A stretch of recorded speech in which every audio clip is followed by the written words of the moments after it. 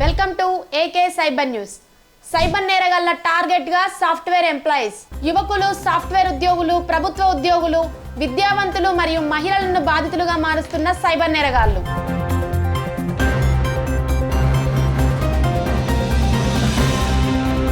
Online బిజినెస్ల పేరుతో పెట్టుబడుల ఆశ చూపించి సాఫ్ట్వేర్ ఉద్యోగులను మోసం చేస్తున్న సైబర్ కేటుగాళ్లు. లక్షలు సంపాదించవచ్చని మాయమాటలు చెబుతూ వాట్సాప్, ఫేస్బుక్ లో లింకులు పంపుతూ అకౌంట్ను ఖాళీ చేస్తున్న సైబర్ నేరగాళ్లు. నకిలీ ప్రకటనలతో ఆకర్షించి మెయిల్ ద్వారా, మెసేజ్ ద్వారా, ఫోన్ కాల్ ద్వారా బ్యాంకు వివరాలు, ఓటీపీ తెలుసుకొని కోట్లల్లో డబ్బులు కొల్లగొడుతున్న కేటుగాళ్లు.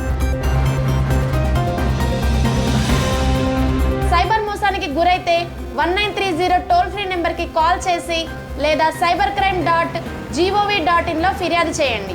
AK cyber news 24/7 cyber crime news channel.